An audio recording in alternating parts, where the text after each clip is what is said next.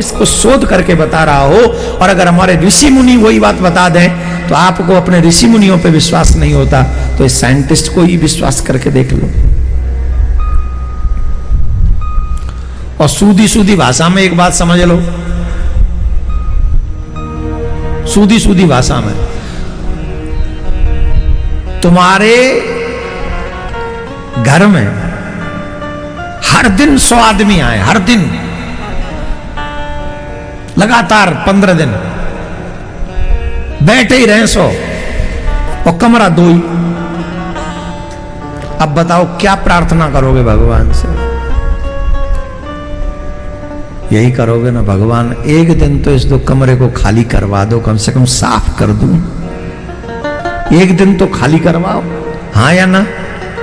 और जब उस 100 के 100 बाहर चले जाएं एक दिन के लिए, तब कमरे को कैसा फील होता है? OMG, now I feel relax, सब गए, खाली हो गया। वो कमरा कोई और नहीं, ये मोटा छोटा पेट ही तुम्हारा कमरा है।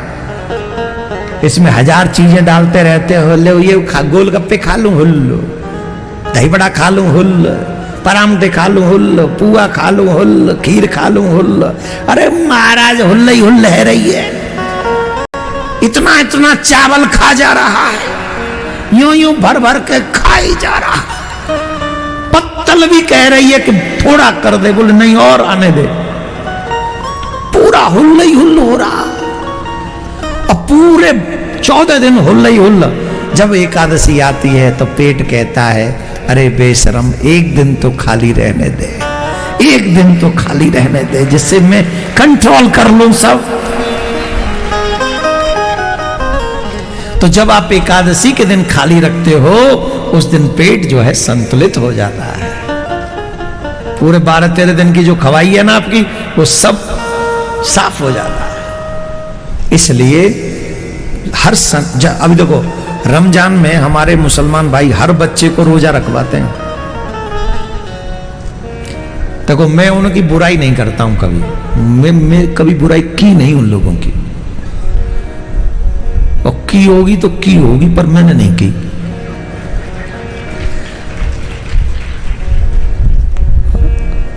पर कुछ अच्छाई भी कहता हूं मैं कि वो अपने बच्चों को इतना कराते हैं, चाहे वो कुरान पढ़ाना हो, रोजा रखवाना हो। और हम अपने बच्चों के लिए क्या करवाते हैं?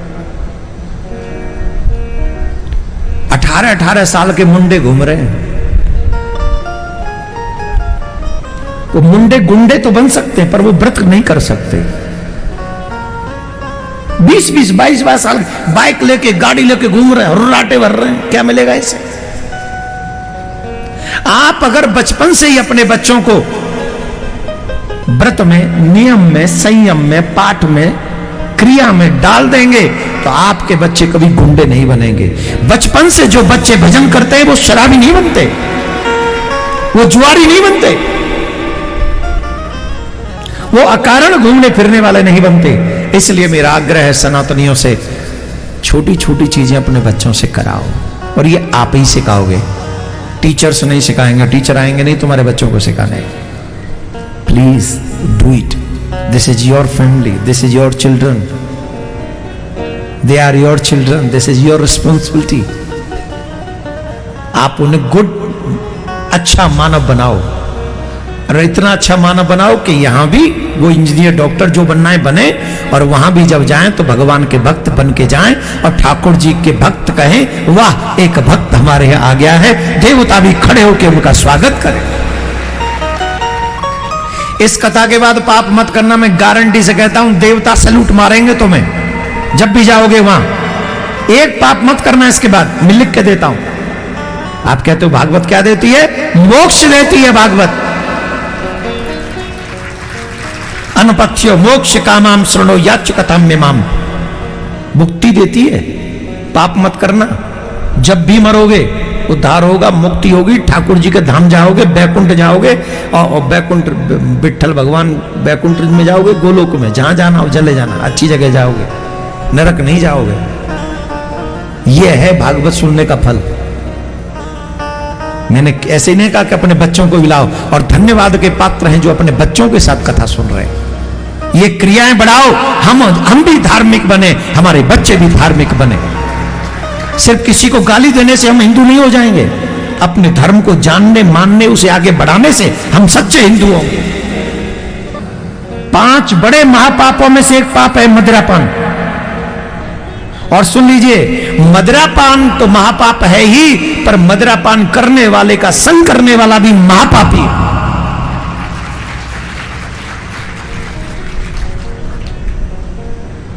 अब बोलो कितने सनातनी तुम्हारे गांव में?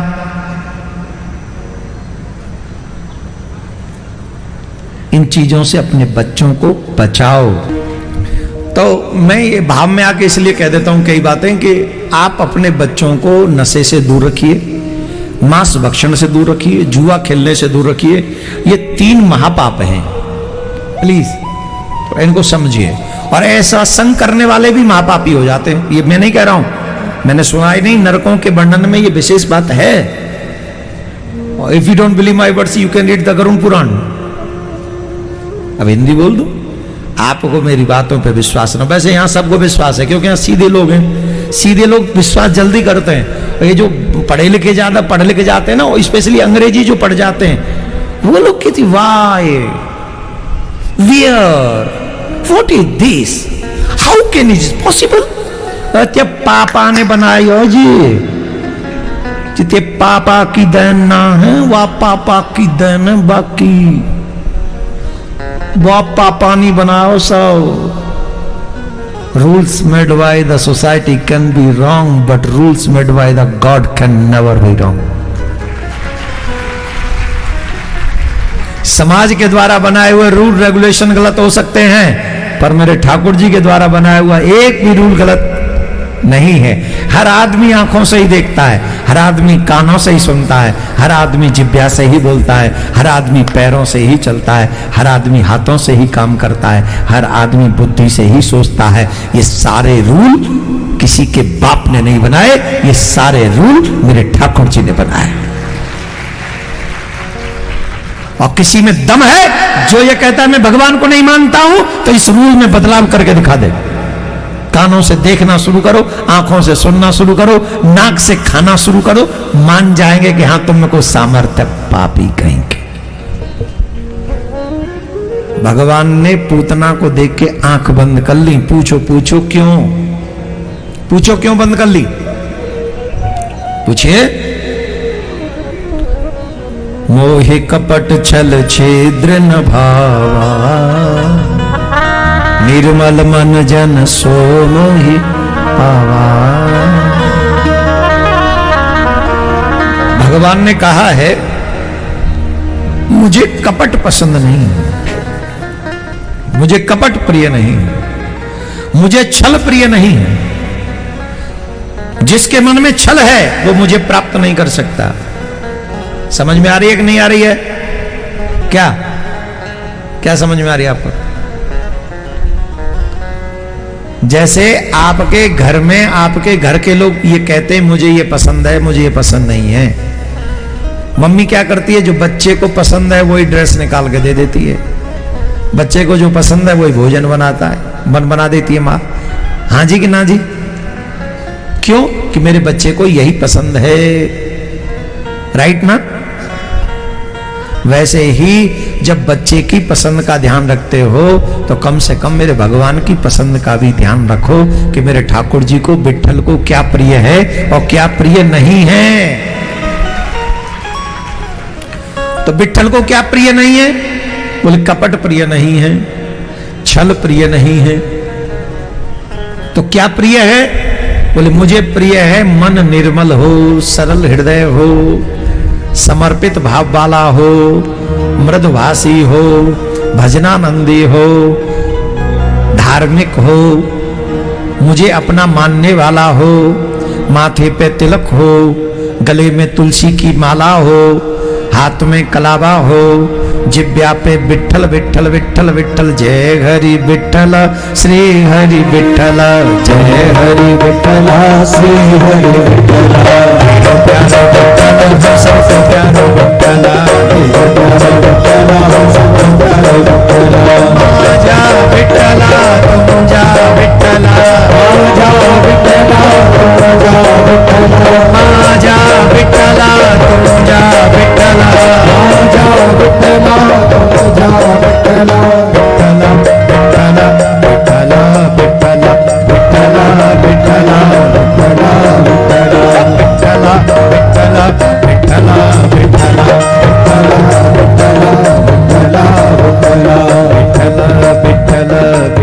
विठ्ठल विठ्ठल विठ्ठल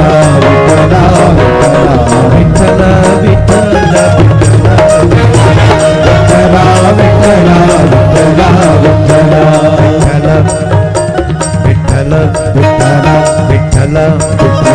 विठ्ठल।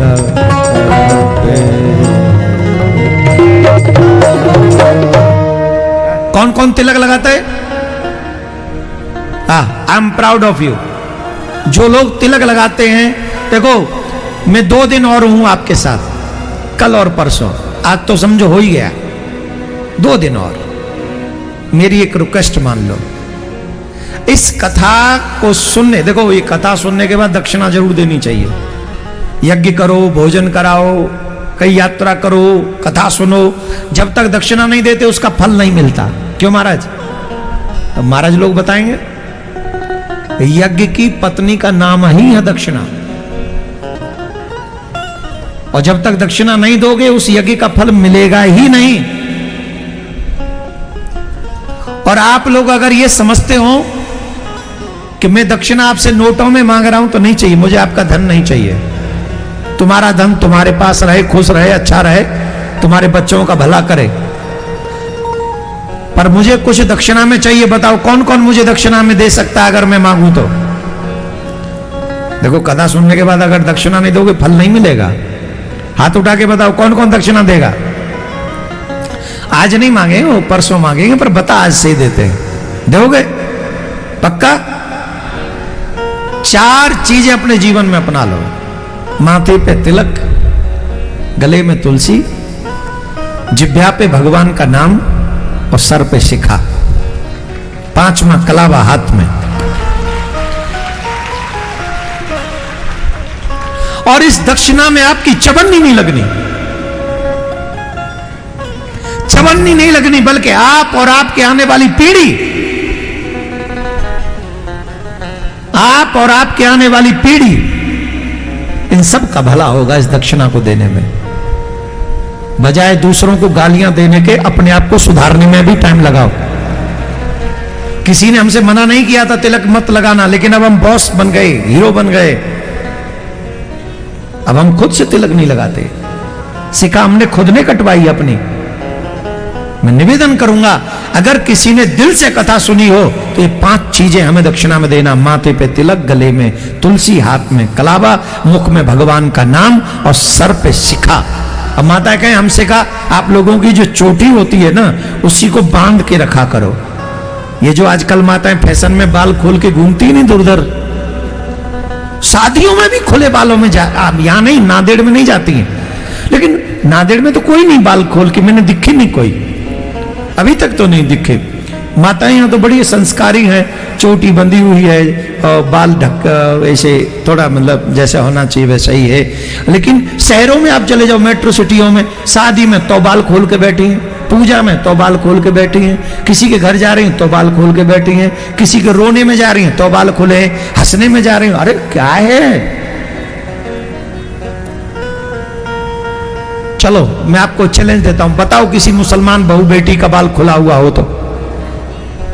अरे पूजा में निषिद्ध है बाल खोल के बैठना, मंदिर जाना नहीं चाहिए बाल खोल के।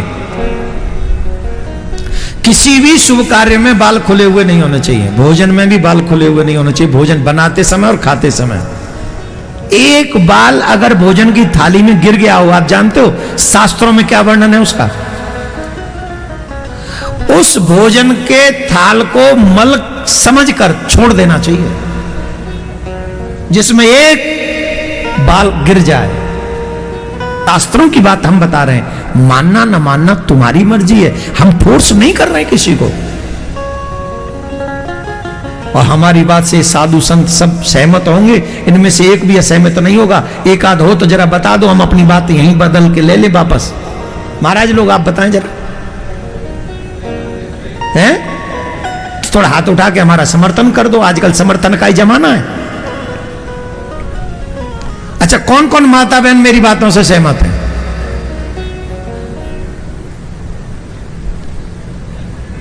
हाथ उठा के रखो, कौन कौन जो सहमत है। मुझे नहीं लगता कि यहां कोई 100 महिलाएं नहीं है जिन्होंने हाथ नहीं उठाए हो, और हजारों हजारों महिलाएं हैं। क्यों? ये संस्कृति को जानती हैं, इसलिए इन्होंने हाथ उठा दिए। और जिनको बर्बाद किया जा रहा है, जो गलत संगत में है, वो इन चीजों को मानने से मना करते हैं, क्योंकि उनको संग वैसा मिला हुआ है। और बाल खोल के रखने हैं तो कहीं अपने घर में आप रखिए, पर पूजा में नहीं, मंदिर में नहीं, भोजन बनाते समय खाते समय नहीं, किसी की शादी में नहीं। जितनी भी माता बहन शादी में बाल खोल के जाती हैं, इसलिए तलाक बढ़ गए ज्यादा, देख लो। हाँ, यूं यूं यूं यूं करती घूमती है ना। हाँ, हो गया सियावर रामचंद्र की जय, राधे राधे बोलना पड़ेगा। कसम से आप देखो, छोड़ो, कई लोग तो माता ही कह रही होंगी खुद के बाल